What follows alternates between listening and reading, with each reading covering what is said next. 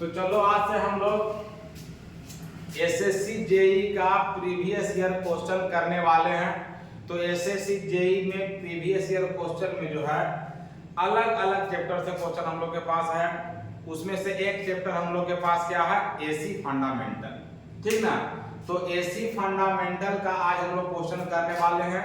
इसी तरह से हर एक चैप्टर का प्लेलिस्ट आपको रहेगा। जैसे एसी फंडामेंटल का अलग पूरा प्लेलिस्ट, जितना भी एसी सर्किट का क्वेश्चन होगा सारा एक साथ में रहेगा, जितना भी नेटवर्क थ्योरम का क्वेश्चन रहेगा सारा एक साथ रहेगा, जितना भी मेजरमेंट का क्वेश्चन रहेगा सारा एक साथ रहेगा, ठीक है। मेजरमेंट में भी कोशिश करेंगे कि जो पावर से रिलेटेड क्वेश्चन है वो पूरा अलग रहे, जो एनर्जी मीटर से रिलेटेड है वो अलग रहे, जो वोल्ट मीटर एमीटर से रहे वो अलग रहे, है ना। तो इस तरह से क्लासिफाई करके पूरा प्लेलिस्ट बना हुआ रहेगा ना, तो आपको क्वेश्चन बनाने में बहुत ज्यादा हेल्प होगा। लड़का लोग थ्योरी तो पढ़ लेता है लेकिन जब क्वेश्चन नहीं बनाता है, ठीक ना, तो उसको मतलब समझ में आ जाता है। जैसे थ्योरी पढ़ेगा तो तुमको लगेगा कि हम सब जानते हैं, क्योंकि मतलब सिंपली खाली सुनना रहता है, समझना रहता है, लेकिन जैसे ही क्वेश्चन पे जाते हैं तो औकात हम लोग को पता चल जाता है। इसलिए थ्योरी के साथ साथ क्वेश्चन का प्रैक्टिस होना बहुत जरूरी है। जब तक आपका क्वेश्चन का प्रैक्टिस नहीं रहेगा तब तक कोई भी एग्जाम नहीं निकलेगा। तुम कितनों बढ़िया मास्टर से ट्यूशन पढ़ी दो, कितना बढ़िया मास्टर से ट्यूशन पढ़ते रहेगा, कितनों कोई घोर के गिरा देगा, फिर भी नहीं निकलेगा। इसलिए देखना कि आजकल कॉन्सेप्ट लड़का लोग क्या अपना लिया, सेट मारने का। सेट मारने का मतलब क्या, क्वेश्चन का प्रैक्टिस करना। तो क्वेश्चन का प्रैक्टिस बहुत जरूरी है। हर बार आपको अलग अलग तरीके से क्वेश्चन मिलते रहेगा, उस तरीके से क्वेश्चन बनाते रहिएगा, एक ओवरऑल कॉन्सेप्ट डेवलप हो जाता। इसलिए यहाँ पे आपको टोटल का टोटल क्वेश्चन का सॉल्यूशन मिलेगा विथ प्रॉपर एक्सप्लेनेशन, सही से एकदम सटीक एक्सप्लेनेशन के साथ मिलेगा, ठीक ना। तो जो भी इसको देखेगा इसको मतलब शेयर करते रहना है, चैनल को सब्सक्राइब भी कर देना है और वीडियो को लाइक भी करना। तो चलो हम लोग देखते हैं क्वेश्चन क्या हम लोग के पास। कह रहा है कि a load power factor of 0.95 lagging implies reactive power demand of, मतलब एक लोड है जिसका पावर फैक्टर कितना है, तो एक लोड है जिसका पावर फैक्टर है 0.95 लैगिंग। अब यहाँ जो लैगिंग लिखा हुआ है ना, इस लैगिंग से ही पता चलता है कि लोड किस नेचर का है, इंडक्टिव नेचर का। लेकिन प्योरली इंडक्टिव नहीं होगा, क्योंकि अगर प्योरली इंडक्टिव रहता तो पावर फैक्टर क्या होता, यानी कि कुछ ना कुछ उस लोडवा में रेजिस्टेंस का गुण होगा। लेकिन हमको उससे मतलब नहीं है, बस हम बताना चाह रहे थे कि यहाँ लैगिंग लिखा है, मतलब लोड जो होगा इंडक्टिव नेचर का होगा, और हर एक पावर फैक्टर के बगल में कुछ ना कुछ लैगिंग या लीडिंग लिखा रहेगा, और जब नहीं लिखा रहेगा तो प्योरली रेजिस्टिव हो जाएगा, जिसका वैल्यू कितना रहेगा 1। तो कह रहा है कि एक लोड है जिसका पावर फैक्टर इतना है, उस लोड का रिएक्टिव पावर कितना होगा, मतलब वह लोड कितना रिएक्टिव पावर डिमांड कर रहा है, मतलब सोर्स से वो कितना रिएक्टिव पावर लेना चाह रहा है। तो यहाँ पर ध्यान दो कि 4 ऑप्शन रिएक्टिव पावर का दिया है। 0.05 kilo volt ampere per kilowatt, मतलब अगर 1 किलोवाट रियल पावर ले रहा है तो इतना रिएक्टिव पावर ले रहा है, 1 किलोवाट रियल पावर ले रहा है तो इतना रिएक्टिव पावर ले रहा है। यानी कि रियल पावर तुमको दे दिया, कितना दे दिया है, 1 किलोवाट। यानी कि तुमको मान के चलना है कि रियल पावर उस लोड का कितना है, 1 किलोवाट। तो 1 किलोवाट रियल पावर पे कितना रिएक्टिव पावर होगा, है ना। तो हमको रियल पावर लेकर के चलना है 1 किलोवाट, यानी कि 2 को डाटा दिया हुआ, ठीक है। 2 को डाटा हम लोग को क्वेश्चन में दे दिया। देखो क्वेश्चन में बहुत सारा चीज दिया हुआ रहता है, और बहुत जल्दी बनाने के चक्कर में भी नहीं रहना है, ध्यान में रखो। क्वेश्चन को जल्दी बनाने के चक्कर में रहिएगा, आपका कॉन्सेप्ट क्लियर नहीं होगा, और धीरे धीरे स्थिरता से बस सोच लेगा, समझ लेगा, क्वेश्चन फट से बन जाएगा, और एग्जाम में फिर अपने आप स्पीड बढ़ जाएगा। क्वेश्चन का जितना ज्यादा प्रैक्टिस रहेगा आपका स्पीड उतना ज्यादा बढ़ेगा। तो इस क्वेश्चन में 2 को डाटा हम लोग को दे दिया, हमको निकालना क्या है, रिएक्टिव पावर। देखो ये रियल पावर का यूनिट है, वाट रियल पावर का होता है, किलोवाट रियल पावर का, वाट छोटा यूनिट हो गया, किलोवाट बड़ा यूनिट हो गया। VAR रिएक्टिव पावर का होता है, kVAR भी रिएक्टिव पावर का ही होगा लेकिन बड़ा यूनिट हो गया। और VA जो होता है वो एवरेंट पावर का होता है ना। तो दो को डाटा दिया है, हम लोग क्या करेंगे, हम लोग बना लेंगे पावर ट्रायंगल। अब पावर ट्रायंगल क्या होता है, कैसे बनता है ना। पावर ट्रायंगल का मतलब क्या होता है, ये सारा थ्योरी आप पढ़े हो, और अगर नहीं पढ़ा है तो मान के चलो कि पावर ट्रायंगल है जिसमें यहाँ पे रियल पावर होता है, यहाँ पे रिएक्टिव पावर होता है, यहाँ पर एपरेंट पावर होता है। और रियल पावर और एपरेंट पावर के बीच का जो एंगल होता है उसको पावर फैक्टर एंगल कहते हैं। इसका वैल्यू दिया हुआ है 1 किलोवाट दिया हुआ है, और cos फाई का वैल्यू दिया हुआ है तुम्हारा कितना 0.95 दिया हुआ है। cos थीटा बराबर b/h होता है, cos थीटा बराबर b/h होता है ना। अब b का वैल्यू कितना है, b का वैल्यू है 1 किलोवाट, है कि नहीं, और h का वैल्यू कितना है s। बात समझ में आ रहा है ना। तो 0.95 बराबर 1 बटा इतना, तो s बराबर कितना आ जाएगा 1 किलोवाट डिवाइडेड बाय 0.95। ठीक, तो s का वैल्यू निकाल दिए, लेकिन हमको निकालना है रिएक्टिव पावर। तो याद करो tan थीटा बराबर होता है p/b। ठीक है, tan थीटा बराबर p/pe हो जाएगा, be हो जाएगा, ठीक ना। तो tan थीटा बराबर p/b हम लोग करते हैं। अब p के जगह पर q है, अब b के जगह पे तुम्हारा क्या हो जाएगा, b के जगह पे तुम्हारा हो जाएगा 1 किलोवाट। बात समझ में आया ना, ठीक है।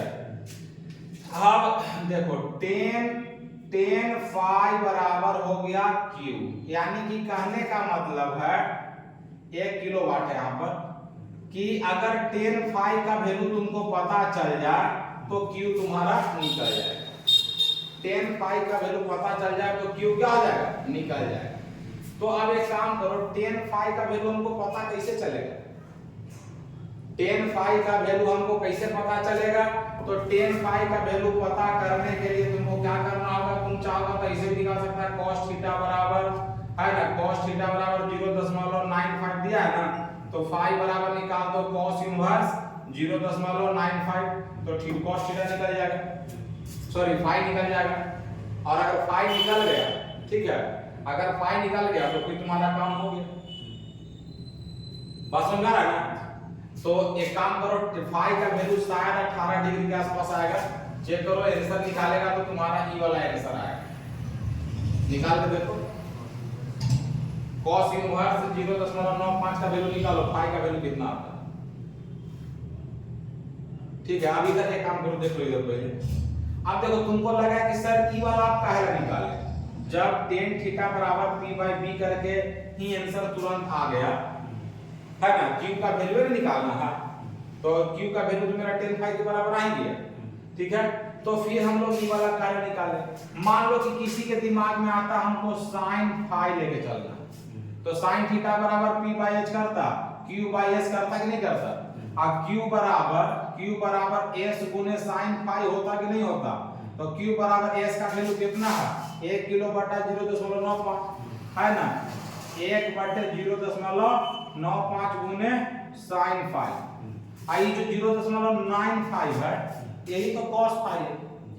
बस समझ आया, यही तुम्हारा क्या है cos फाई है, तो tan फाई बराबर q हुआ ना।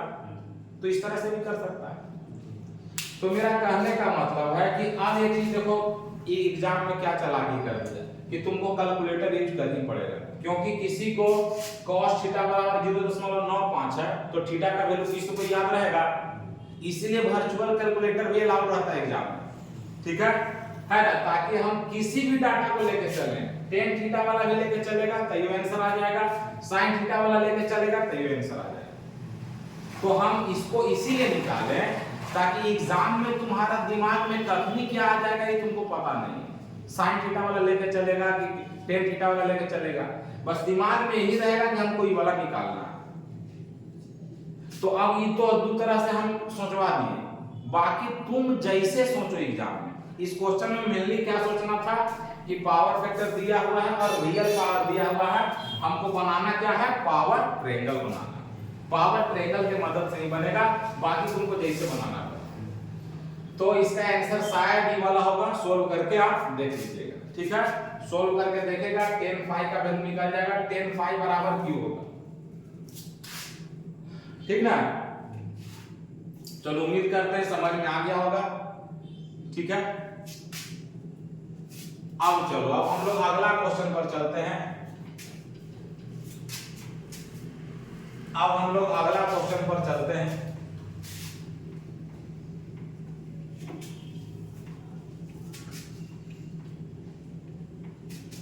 तो एक क्वेश्चन में तुमको दिमाग में क्या आ गया कि पावर ट्रायंगल क्या होता है। अगर थ्योरी नहीं दिमाग में होगा तो अपना नोट्स एक बार देखिएगा और पावर ट्रायंगल का रिवीजन कर लीजिएगा, ठीक ना। पावर ट्रायंगल बनता कैसे। दूसरा क्वेश्चन है, बहुत अच्छा क्वेश्चन है, ठीक ना। The effective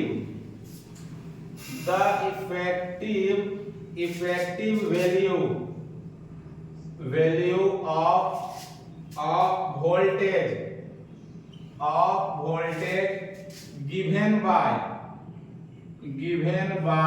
the effective value of voltage given by V बराबर 100 volt plus 25 sin 3 omega T plus 10 sin 5 omega T, और ठीक है ब्रैकेट दिया हुआ है, यहाँ वोल्ट दिया हुआ है, विल बी पहला ऑप्शन है 100 वोल्ट, पहला ऑप्शन है 100 वोल्ट, दूसरा ऑप्शन है 101.8 वोल्ट, और तीसरा ऑप्शन है तुम्हारा 110 वोल्ट, और चौथा ऑप्शन है 135 वोल्ट। तो देखो इस तरह का क्वेश्चन बहुत बार पूछा है आरआरबी में, सॉरी एसएससी जेईई में, ठीक ना। कह रहा है the effective value of voltage, मतलब एक वोल्टेज का इक्वेशन दिया हुआ है, और वह वोल्टेज का इक्वेशन क्या है 100 plus 25 sin 3 omega T plus 10 sin 5 omega T. अब इस वोल्टेज का इफेक्टिव वैल्यू बोल रहा है, तो इस वोल्टेज का इफेक्टिव वैल्यू क्या होगा। अच्छा इफेक्टिव वैल्यू कहते हैं किसको, आरएमएस वैल्यू को ही इफेक्टिव वैल्यू कहा जाता है। इस बात को दिमाग में बिठा लो, आरएमएस वैल्यू को ही इफेक्टिव वैल्यू भी हम लोग कहते हैं, ठीक है। तो ये घुमा के दिया है, हो सकता है कि कल को फिर बोलेगा कि इस वोल्टेज का आरएमएस वैल्यू क्या होगा, तो आरएमएस वैल्यू को ही इफेक्टिव वैल्यू कहते हैं। अच्छा आरएमएस वैल्यू को इफेक्टिव वैल्यू क्यों कहते हैं, थ्योरी में पढ़ा होगा, और नहीं पढ़ा है तो कोर्स ज्वाइन करो है ना। तो आरएमएस वैल्यू को ही इफेक्टिव वैल्यू कहते हैं। अब इसका आरएमएस वैल्यू कैसे निकलेगा, देखो ये जो सिग्नल है इसको एक तरह से सिग्नल समझेंगे, कोई भी चीज एक सिग्नल होता है, वोल्टेज भी एक सिग्नल है। इस सिग्नल में ई जो है ये एक डीसी क्वांटिटी है, ई एक एसी क्वांटिटी है, ई एक एसी क्वांटिटी है, ठीक ना। अब इसका जब हमको आरएमएस वैल्यू निकालना होगा तो भी आरएमएस तो लिख लेंगे। आरएमएस का फुल फॉर्म क्या होता है, आर का मतलब रूट, तो रूट चढ़ा दो, ठीक है। और एम का मतलब क्या होता है मीन, एस का मतलब स्क्वायर, मीन स्क्वायर, यानी कि रूट मीन स्क्वायर वैल्यू। वो निकलता कैसे है, तो रूट हम लगा दिए। अब ये जो सिग्नल है इसका आरएमएस वैल्यू लिखिए, तो डीसी का RMS value, average value, peak value, instantaneous value सब के सब वही होता है जो देल रहता है। अब वही काहे होता है, जैसे कोई बोलेगा कि डीसी का जो एवरेज वैल्यू है, जो आरएमएस वैल्यू है, जो पीक वैल्यू है, जो इंस्टेंटेनियस वैल्यू है, सब एक ही रहता है। क्यों रहता है ये डेरिवेशन करेंगे पता चलेगा, लेकिन अभी हम लोग क्वेश्चन कर रहे हैं कि दिमाग में बैठा लो कि जो डीसी सिग्नल होता है उसका जो दिया हुआ है वही आरएमएस भी होगा, मतलब सब कुछ वही रहता है, ठीक ना। तो यहाँ पर हम मीन स्क्वायर करते हैं ना, स्क्वायर करते हैं, अब मीन करने का मतलब जोड़ना, ठीक है। अब ये है एसी सिग्नल, तो इसका आरएमएस लिखो, तो एसी सिग्नल साइन थीटा वाला का Vm/√2 होता है, होता है ना, वोल्टेज है तो Vm/√2 और करंट है तो Im/√2। तो Vm के जगह पर कितना है 25 है, 25/√2। अब मीन स्क्वायर करना है तो RMS वैल्यू लिख लिए, स्क्वायर कर दिए, ठीक है। प्लस इसका जो है ये भी तो एसी सिग्नल है तो इसका भी क्या हो जाएगा 10/√2 का होल स्क्वायर। कोई और सिग्नल रहता है एसी वाला तो उसको भी लिख दो, इसको सोल्व कर दो, जो आएगा वही आंसर हो जाएगा। 1 मिनट, अब देखो, यानी कि तुम यहां से फार्मूला बना सकता है वोल्टेज का चाहे करंट का, किसी का भी अगर आरएमएस वैल्यू निकालना रहे तो रूट लिख देना, फिर आरएमएस ऑफ फर्स्ट सिग्नल का square plus RMS of second signal का square plus RMS of third signal का स्क्वायर एंड सो ऑन। जैसे ई देल था तो इसका आरएमएस का स्क्वायर, ई देल है तो इसका आरएमएस का स्क्वायर, ई देल है तो इसका आरएमएस का स्क्वायर, ऐसे और देल रहेगा तो ओकरो आरएमएस का स्क्वायर। अब डीसी का आरएमएस उतने होता है जितना देल रहता है, लेकिन काहे होता हम लोग डेरिवेशन करेंगे, पूरा डिटेल में पढ़ना है हर चीज। डीसी का, स्क्वायर वेव का, रेक्टेंगुलर वेव का, ट्रायंगुलर वेव का, सॉटूथ वेव का, लगभग 8-10 तरह के वेव का हम लोग को वैल्यू याद रखना चाहिए। लेकिन सेमेस्टर में हम खाली एक को याद रखते हैं, कौन वाला याद रखते हैं, खाली साइन थीटा का। आरएमएस वैल्यू क्या होता है Im/√2 Vm/√2। तो चूंकि सेमेस्टर में खाली वही वाला पढ़ने है ना, अब 10 पढ़ाएंगे सब पढ़वा जाएगा, बोला इसको पढ़ाने नहीं आता, इससे सेमेस्टर क्लियर नहीं होगा, ठीक है। तो इसका वैल्यू निकालिएगा तो इसका आंसर तुम्हारा आएगा, सोल्व करके देख लेना, इसका आंसर शायद ये वाला है, ठीक है। इसका आंसर शायद ये वाला होगा, सोल्व करके आप देख लीजिए, ठीक ना। तो एक होते हुए यहां से तुमको फार्मूला टाइप पे मिल गया। अभी फार्मूला आता कैसे है ये हम लोग डिराइव करेंगे पेड कोर्स में, ठीक है। तो चलो आगे बढ़ें। इस क्वेश्चन में क्या सीखे, इस क्वेश्चन में दो बात सीखा, इफेक्टिव वैल्यू को ही आरएमएस वैल्यू कहते हैं, और डीसी का आरएमएस वैल्यू उतने होता है, और अगर एक से अधिक सिग्नल दे रहे तो उसके लिए आरएमएस का फार्मूला क्या। गौर करना कि तुम जो क्वेश्चन बना रहा है ओकरा में से कौन-कौन बात सीख रहा है ये भी समझना जरूरी है, खाली आंसर लाना जरूरी नहीं है। हम क्या सीख रहे हैं ये हमको पता चल रहा है कि नहीं, क्योंकि जब तक यही पता नहीं चलेगा तब तक कुछ पता नहीं चलेगा, ठीक है। तो 2 क्वेश्चन हो गया, चलो बहुत बढ़िया। अब हम लोग तीसरा क्वेश्चन के तरफ चलते हैं, और अगर वीडियो बढ़िया लग रहा है भैया तो लाइक शेयर सब्सक्राइब दबा के करते रहना है ना। अगला क्वेश्चन, ठीक है। In an RLC circuit, in an RLC circuit, तीसरा क्वेश्चन है। In an RLC circuit, comma, susceptance is equal to, susceptance is equal to, is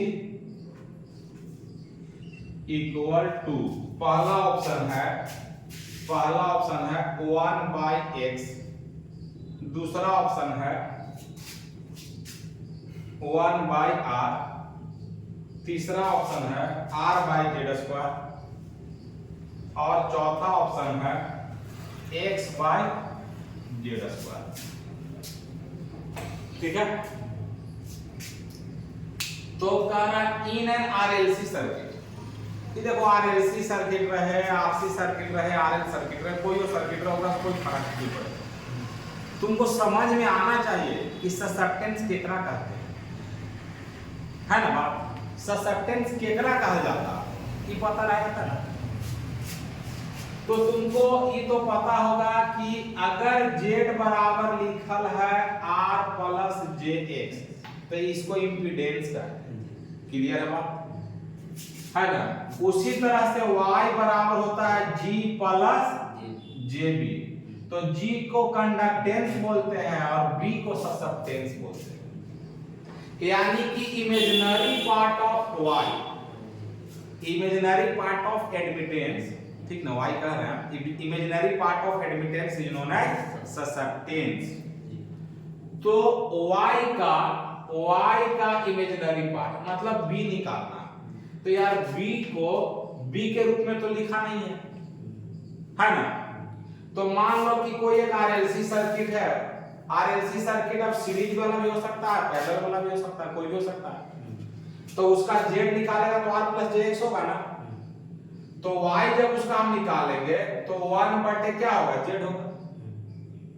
y बराबर 1 बाय z होगा। ठीक है, ध्यान से सुनो। जैसे कोई आरएलसी सर्किट है, चाहे आरएलसी अभी तुम हटा दो, मान लो कि कोई सर्किट है, उसका इंपीडेंस z बराबर r प्लस jx होगा ना। अगर y निकालेगा तो 1 बटा z करेगा कि नहीं करेगा, ध्यान देना। तो y बराबर 1 बटा z, z की जगह पर क्या लिखेंगे, r प्लस jx।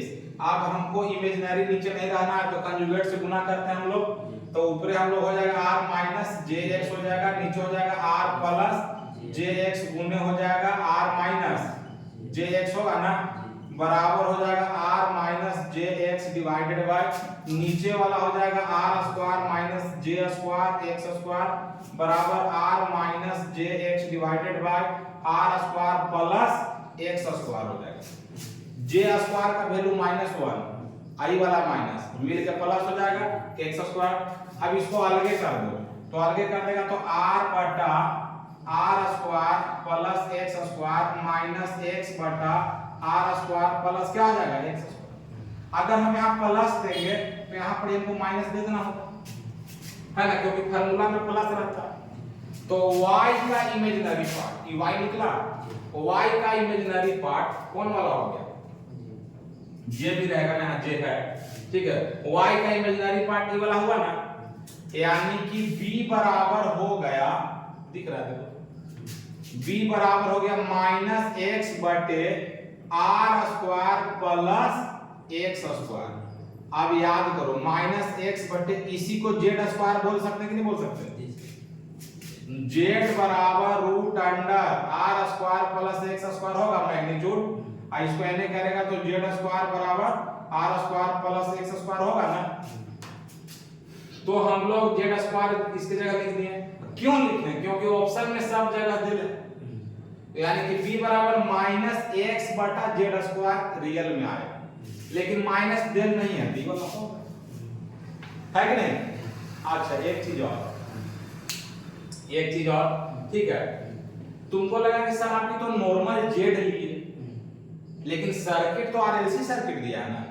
यार आरएलसी सर्किट रहे चाहे जोन सर्किट रहे, इंपीडेंस r प्लस jx या r माइनस jx इसी तरह का है, तो यहाँ माइनस लेके चलेंगे तो यहाँ प्लस आ जाएगा। जैसे मान लो कि सीरीज आरएलसी सर्किट होगा तो r plus jxl minus jxc होगा, यही ना होगा। अब r प्लस j को कॉमन कर दो, xl माइनस xc हो जाएगा। अब xl माइनस xc को तुम x भी तो लिख सकता है, xl माइनस xc को क्या लिख सकता है, x लिख सकते हैं। तो ई मत सोचो, कोई वो सोच रहा होगा कि सर यहाँ आरएलसी बोला है तो हम xl xc लिख के ना करेंगे।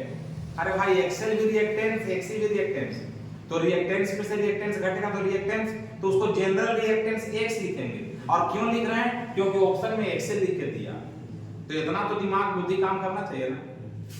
तो इस क्वेश्चन में दो बात सीखे, ससेप्टेंस केकरा कहते हैं, y के इमेजिनरी पार्ट। अगर किसी क्वेश्चन में बोल दिया तो इस प्रकार से निकाल लें, क्लियर है, इसका आंसर सही हो गया, है ना।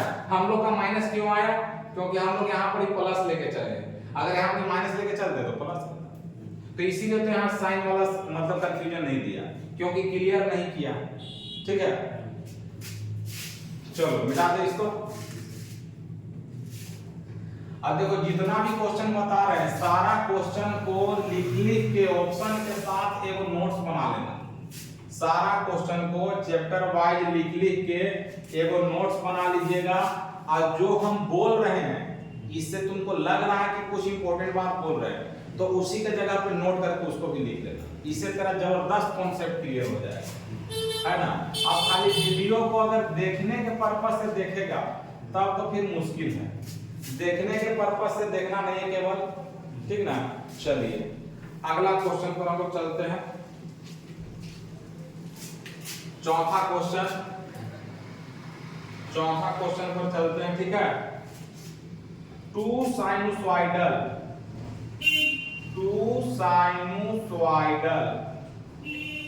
two sinusoidal equations are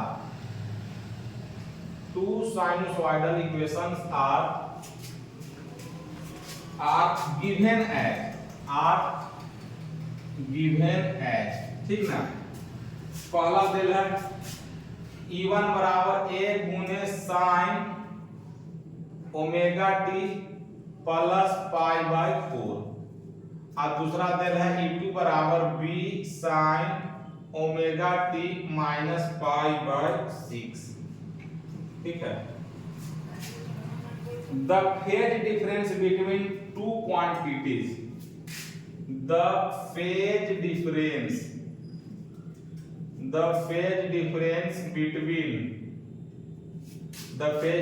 between two quantities is पहला ऑप्शन क्या है? तो पहला ऑप्शन है तुम्हारा 75 डिग्री, पहला ऑप्शन है 75 डिग्री, दूसरा ऑप्शन है 60 डिग्री, तीसरा ऑप्शन है 105 डिग्री और चौथा ऑप्शन है 15 डिग्री। ठीक है। तो देखो कह रहा दो को क्वांटिटी है, E1 है और E2 है। ठीक है। E1 का जनरल इक्वेशन है sine omega T plus 45 degree, ये 45 है। इसका है बी ए है, ये मैक्सिमम वैल्यू होगा, मतलब E1 का ही मैक्सिमम वैल्यू होगा, E वाला इसका मैक्सिमम वैल्यू होगा। तो मैक्सिमम वैल्यू से हमको लेना देना नहीं है, इसीलिए इसको AB के रूप में दिया है। क्यों लेना देना नहीं है? क्योंकि यहाँ पर फेज डिफरेंस पूछ रहा, इसलिए इसके बारे में मत सोचो, नहीं दे रहा था तो कोई फर्क नहीं पड़ता, लेकिन जनरल फॉर्म में दिया इसलिए AB दिया। तो इसका एंगल है 45 डिग्री और इसका एंगल है -60 डिग्री, सॉरी -30 डिग्री। तो ये दोनों के बीच में मतलब E1 और इसके बीच में कितना फेज डिफरेंस है? फेज डिफरेंस किसको कहते हैं? दोनों के बीच में कितना डिग्री के एंगल का डिफरेंस है। तो दोनों के बीच में जितना डिग्री के एंगल का डिफरेंस होगा वही वो दोनों के बीच का फेज डिफरेंस होगा। तो इसको डिटेल में जो पढ़ ले रहेगा ओकरे समझ में आएगा। अब मान लो हम तो ये सोच के चल रहे हैं कि तुम थ्योरी पढ़ा होगा, लेकिन जिसको पढ़ा हुआ नहीं है उसको पहले फेज के मतलब समझना होगा, फिर फेज डिफरेंस के मतलब समझना होगा, है ना। तो हर मतलब फेजर डायग्राम बना के बताना होगा। तो जब हम लोग फेजर डायग्राम बनाते हैं तो पहले हम लोग बोलते हैं कि हम लोग सीख रहे हैं, और सीखते वक्त हम लोग किसको लेते हैं? ओमेगा टी एक्सिस को लेते हैं। ये ओमेगा टी एक्सिस ले लिए। अब इस एक्सिस से ई वाला क्वांटिटी प्लस 45 डिग्री, तो प्लस 45 किधर? ऊपर के नीचे। तो याद करो एंटी क्लॉकवाइज में जो एंगल बनता है वो पॉजिटिव लेते हैं, और क्लॉकवाइज में जो एंगल बनता है वो नेगेटिव लेते हैं। तो प्लस 45 डिग्री ओमेगा टी से इधर हो जाएगा 45 डिग्री हो गया। ये किसके लिए हो गया? E1 के लिए हो गया। और इसका एंगल हो गया माइनस में, तो माइनस में होने का मतलब क्लॉकवाइज में जाएगा, आई -π/6 हो। अब कह रहा है कि E1 और E2 के बीच में कितना डिग्री का कोण बना, है ना। E1 और E2 के बीच में, तो ये तो 45 डिग्री है, आई कितना डिग्री है? ठीक है, ये 30 डिग्री है। तो कोई कहेगा कि सर ये -30 ना, तो कोई दिक्कत नहीं, तो मैं इसको लिख सकता है 45 माइनस कितना, ये तो लिख सकता है। तो दोनों के बीच का जो एंगल आएगा वो फेज डिफरेंस होगा। या ऐसे भी समझो कि दोनों के बीच में टोटल एंगल है ना बना, तो 45 ऊपर और 30 नीचे, दोनों मिला के कितना डिग्री हो गया? 75 डिग्री हो गया। दोनों मिला करके 75 डिग्री हो गया।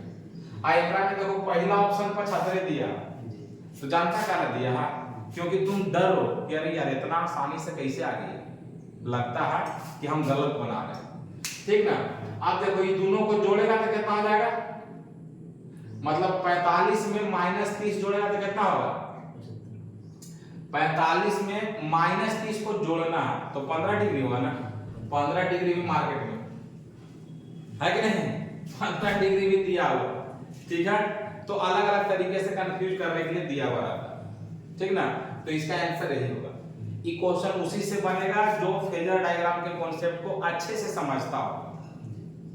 एसी सर की कितना मजेदार चीज है ना कि अगर फेजर डायग्राम आपको क्लियर है तो उसी से सब चीज बनता है। फेजर डायग्राम से ही तुम्हारा voltage triangle, current triangle, power triangle, impedance triangle, admittance triangle, सब ट्रायंगल वगैरह से निकलता है।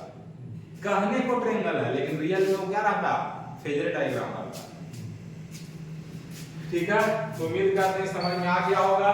ठीक ना, क्वेश्चन को ऑप्शन के साथ लिख के बनाना है बाबू, शॉर्टकट में जाएगा नहीं सीख पाएगा, क्योंकि जब आप क्वेश्चन को लिखते हैं उस समय भी दिमाग में कुछ न कुछ चलते रहता है, और जब क्वेश्चन को तुम नहीं लिखेगा तो समझो कि दिमाग में तेरा चल ही नहीं रहा है ना।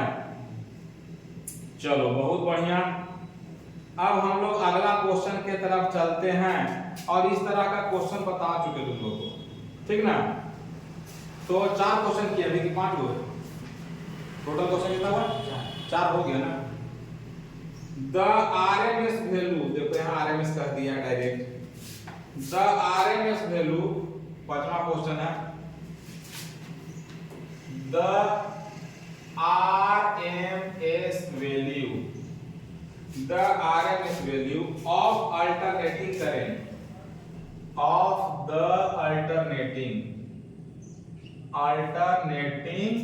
current, alternating current given by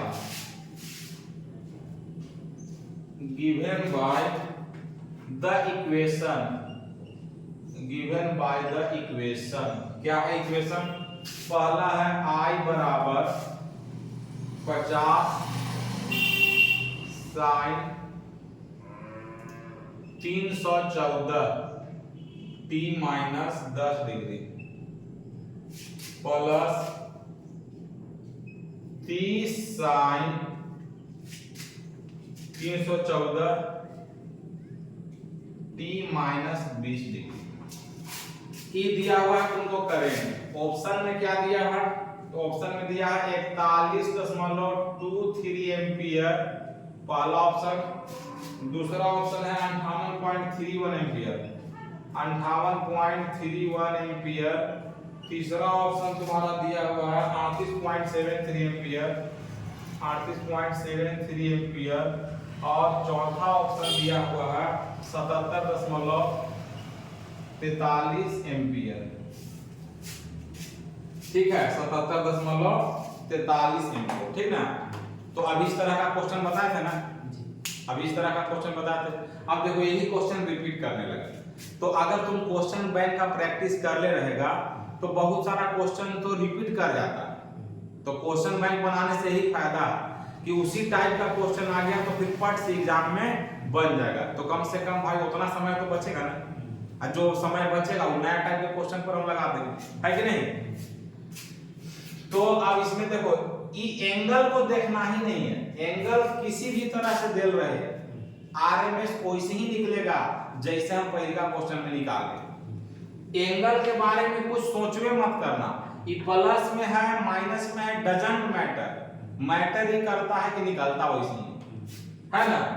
तो आई आरएमएस यहाँ करंट दिया है, तो आई आरएमएस बराबर रूट अंडर, और जितना सिग्नल दिल है सब के आरएमएस वैल्यू का स्क्वायर कर दो और जोड़ दो, है ना। क्या फार्मूला बताए थे कि आरएमएस पहला सिग्नल का स्क्वायर, आरएमएस दूसरा सिग्नल का स्क्वायर, इसी तरह से जितना सिग्नल रहेगा। तो इसमें क्या हुआ है, एक और दो ना है। तो पहले का आरएमएस कितना होगा बोलो? 50/√2 का स्क्वायर, प्लस दूसरा का में कितना 30/√2 का स्क्वायर। सोल्व कर दो, जो आएगा वही आंसर हो जाएगा।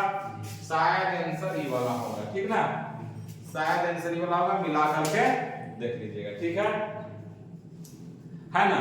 अब देखो जब हम पूरा इसका एसी फंडामेंटल करा देंगे ना तो बहुत सारा क्वेश्चन रिपीट होने लगेगा, लेकिन हम बार बार यही कहेंगे क्वेश्चन को नहीं सीखना है, कॉन्सेप्ट को सीखना है, कंक्लूजन को सीखना है।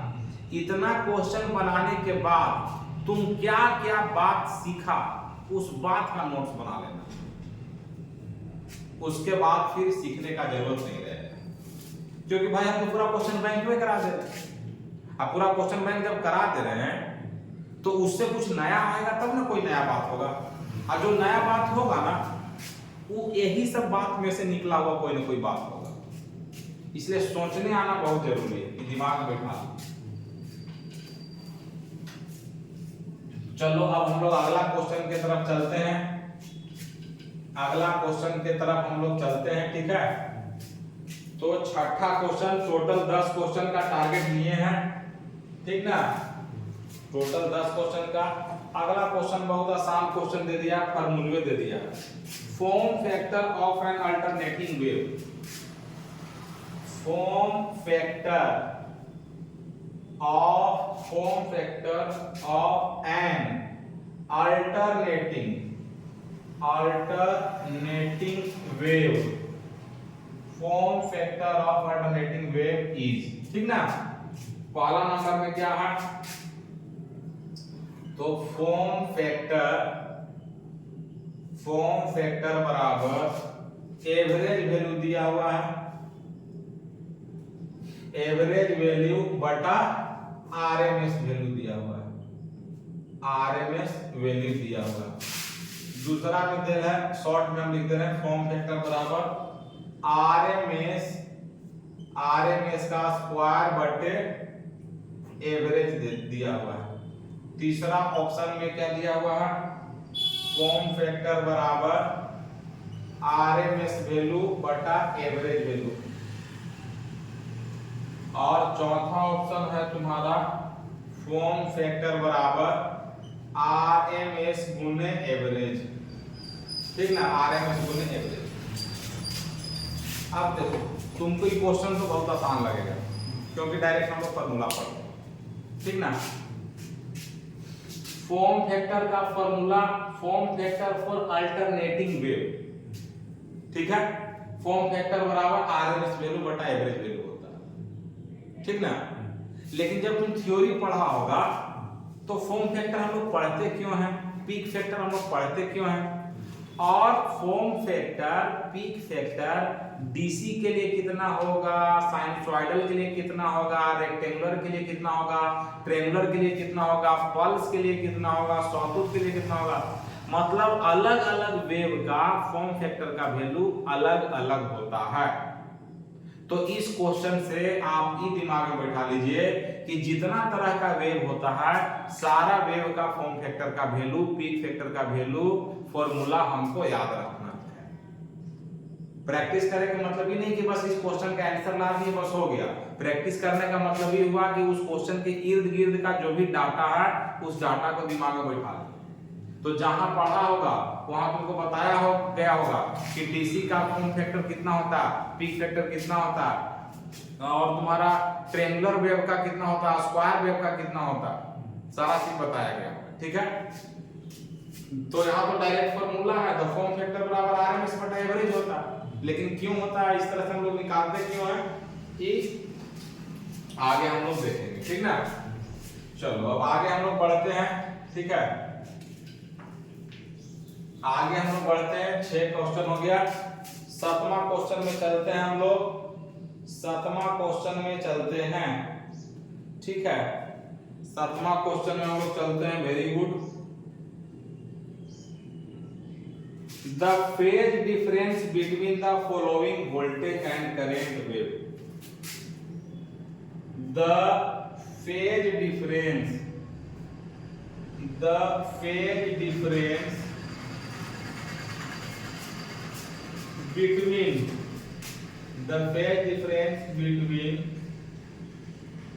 between the following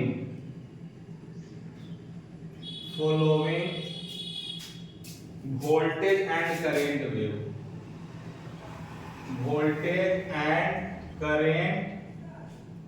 wave, ठीक है।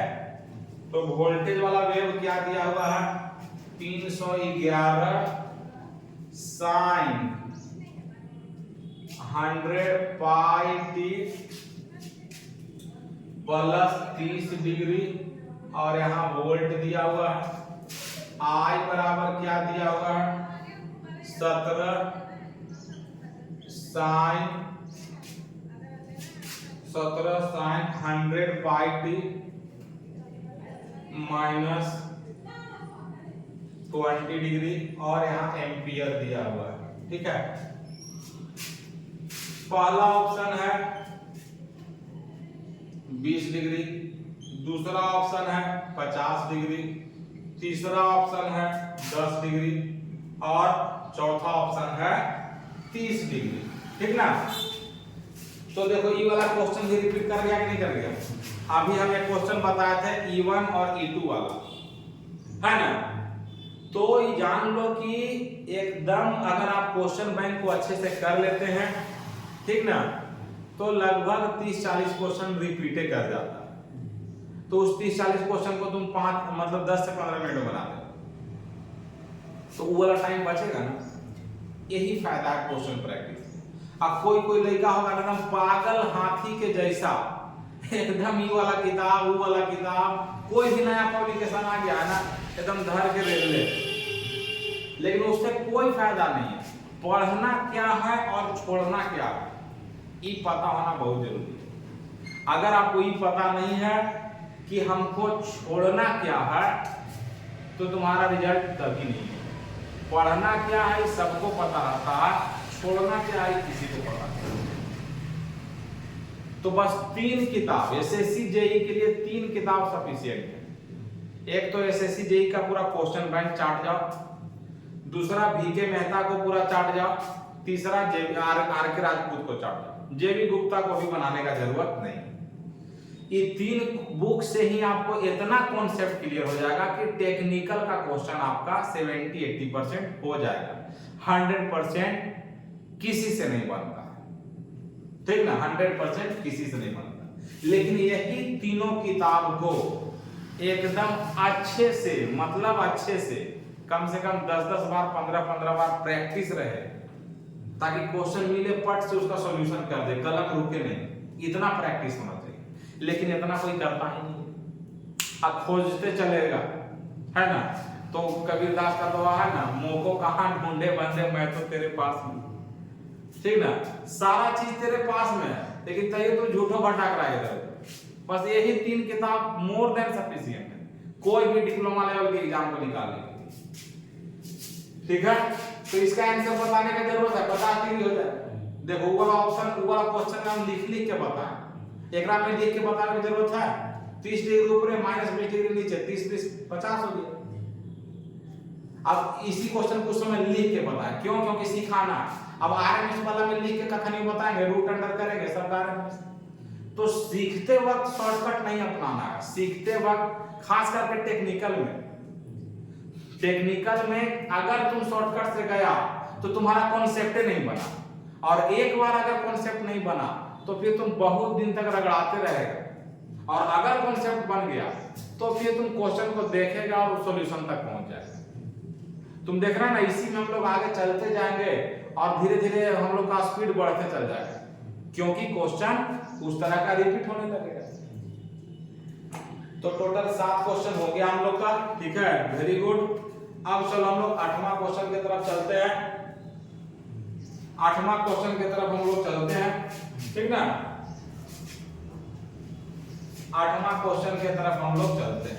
ऐसा पूछा हुआ ही क्वेश्चन बता रहे हैं, जिसको डाउट है वो मिला लेगा, जिसको डाउट है वो मिला लेगा बाबू, सब पूछले क्वेश्चन है। अगला क्वेश्चन है तुम्हारा in an RL series circuit. 8वां क्वेश्चन है in an RL series circuit, R बराबर 20 ओम, L बराबर 0.056 henry and the supply frequency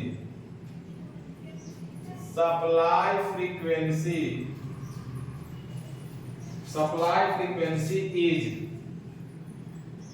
F बराबर 50 है, F बराबर 50 है।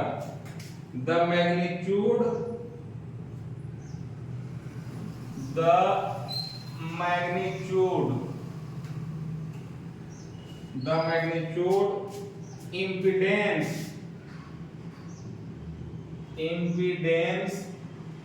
of the circuit is, ठीक है। पहला ऑप्शन है 26.64 ओम, दूसरा ऑप्शन है 20.0 ओम, तीसरा ऑप्शन है 37.6 ओम और चौथा ऑप्शन है 20.056 ओम, ठीक ना। तो ये भी आसान क्वेश्चन है, बहुत ज्यादा हार्ड क्वेश्चन ये भी नहीं है, ठीक है। बहुत ज्यादा हार्ड क्वेश्चन ये भी नहीं है तुम्हारा। कह रहा है कि आरएल सीरीज सर्किट है, ठीक ना, मतलब आर होगा और एल होगा। आर बराबर दिया हुआ है कितना, 20 ओम दिया हुआ है, एल बराबर दिया हुआ है 0.056 दिया हुआ है और एफ बराबर दिया हुआ है 50 हर्ट्ज। ए बराबर कितना दिया हुआ है 50 हर्ट्ज। तो मैग्नीट्यूड ऑफ इम्पीडेंस मतलब जेड का मैग्नीट्यूड पूछ रहा, मतलब जेड बराबर root under R square plus X square, XL का स्क्वायर का वैल्यू पूछ रहा। एक्सएल क्यों लिखें, क्योंकि इंडक्टर लगा हुआ है ना। तो एक्सएल बराबर कितना हो जाएगा, एक्सएल बराबर होता है ओमेगा इनटू एल, ओमेगा बराबर 2 पाई एफ इनटू एल, तो 2 पाई, ठीक ना, गुने 50 और गुने के एल का वैल्यू कितना है 0.056 हो जाएगा, ठीक है। तो जेड बराबर हो जाएगा रूट अंडर 20 का स्क्वायर, क्या हो जाएगा 20 का स्क्वायर प्लस, है ना, तो कितना हो जाएगा पाई गुने 50 गुनी 100 गुने 0.056 हो जाएगा और इसका क्या हो जाएगा स्क्वायर, है ना। अब इसको देखो सोल्व करना होगा, तो सोच के देखो, ये बिना कैलकुलेटर के होगा, हम तो उतना तेज नहीं, ठीक ना।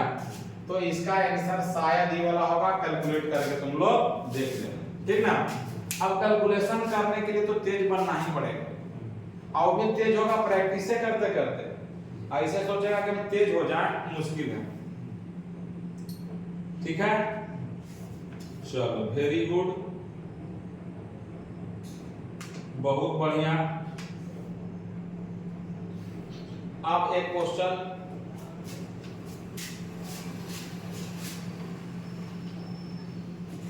अगला क्वेश्चन है, ठीक ना।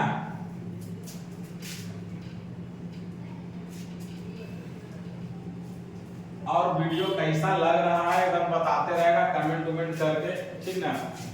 गाड़ी छोड़ के बाकी कुछ भी लिख सकता, गाड़ी नहीं देना है खाली, ठीक ना। खराब लग रहा तैयो, बढ़िया लग रहा तैयो, ठीक है। नौवां क्वेश्चन कह रहा है the average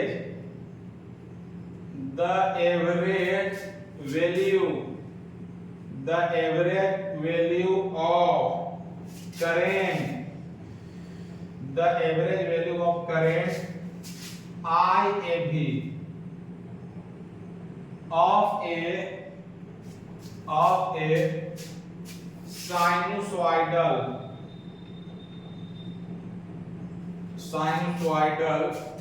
wave of peak value of IM is, ठीक ना। पहला ऑप्शन है तुम्हारा I एवरेज बराबर IM बटा 2 और दूसरा ऑप्शन है I एवरेज बराबर पाई इंटू IM बटा 2 और तीसरा ऑप्शन है I एवरेज बराबर 2IM बटे पाई और चौथा ऑप्शन है I एवरेज बराबर IM बाई रूट 2, ठीक है। फिर तुम लोग डिराइव करते हैं और डायरेक्ट फार्मूला के रूप में याद रखते हैं, ठीक ना। कि साइनसॉइडल वेव का एवरेज वैल्यू कितना होता है 2i/5 है ना। क्यों होता है इसको डिराइव किए हैं अच्छा से, सेमेस्टर में डिराइव करके बता देते हैं, ठीक ना। तो जिस तरह से यहाँ तुम साइनसॉइडल वेव का एवरेज वैल्यू याद रखना, उसी तरह से तुमको डीसी का, स्क्वायर वेव का, रेक्टेंगुलर वेव का, ट्रायंगुलर वेव का, सॉटूथ वेव का, पल्स का, मतलब हर किसी का तुमको क्या करना है, average value, RMS value, form factor, peak factor, उसका इक्वेशन, उसका ग्राफ, इतना सारा चीज याद रहना चाहिए। अगर इतना सारा चीज याद है, ठीक ना, तो किसी भी सिग्नल का से कोई दिक्कत नहीं होगा। कल को ग्राफिकल क्वेश्चन दे देगा, तुमको डाउट होने लगेगा, दिक्कत होने लगेगा, ठीक ना। तो चलो क्लियर हो गया। मिला जुला के क्वेश्चन कर रहे हैं, कुछ छोटा क्वेश्चन लिख रहे हैं और कुछ बड़ा क्वेश्चन लिख रहे हैं, ठीक ना। लास्ट तक हम टोटल क्वेश्चन कंप्लीट करा देंगे इसका। चलो अब एक और छोटा क्वेश्चन, 10वां क्वेश्चन, सबसे लास्ट क्वेश्चन और बहुत आसान क्वेश्चन। जब थ्योरी तुम्हारा बहुत बढ़िया से क्लियर रहेगा ना, तो कुछ क्वेश्चन तो देखेगा और मार देगा, कुछ क्वेश्चन में आपको कैलकुलेशन का जरूरत पड़ेगा, कुछ में देखेगा और मार देगा। लेकिन देखने मारने के लिए भी प्रैक्टिस होना चाहिए। खाली थ्योरी पढ़ लिया है ना, और क्वेश्चन अटेम्प्ट कर भी नहीं किया तो तुमको पता नहीं चलेगा, ठीक है। तो अगला क्वेश्चन है, बहुत छोटा क्वेश्चन है, उम्मीद करते हैं बन भी जाएगा। The power factor of N AC circuit, the power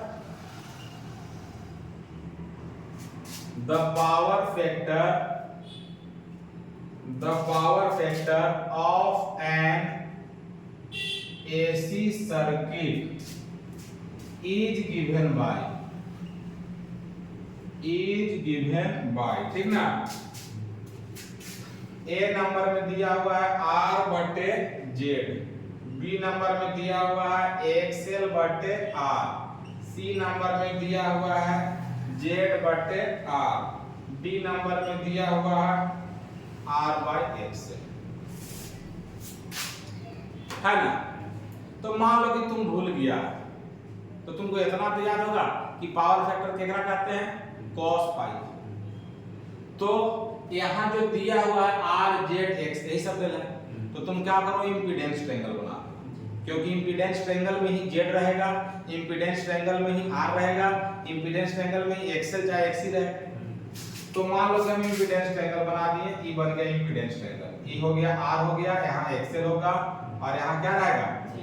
अब Z और R के बीच के एंगल को फाई कहते हैं, और इसी फाई के cos थीटा बराबर B/H हो जाएगा कि नहीं, इसी को क्या कहते हैं, पावर फैक्टर, है ना।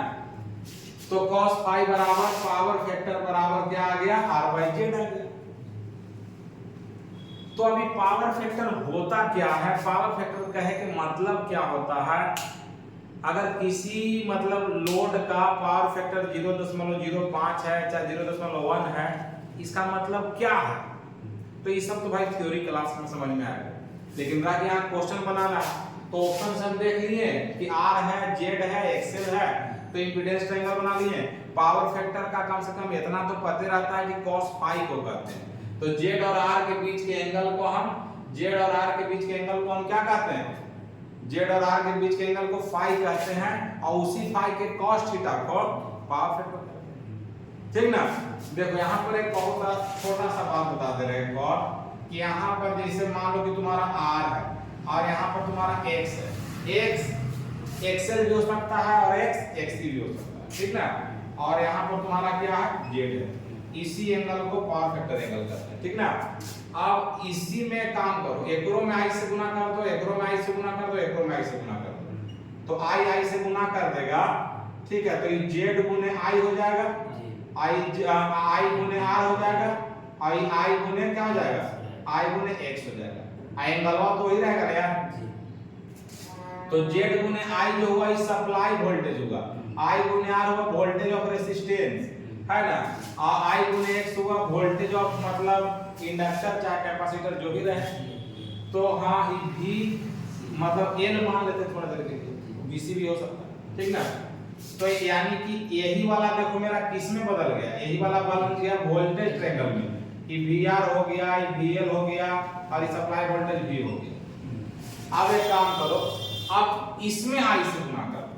अब इसमें हम I से गुना कर देंगे, एकरा में I से गुना कर दिए, एकरा में I से गुना कर दिए, एकरा में I से गुना कर दिए, तो E बदल गया किसमें, है ना, VI रियल पावर ये वाला बदल गया, ये वाला एपरेंट पावर बदल गया और ये वाला रिएक्टिव पावर बदल गया।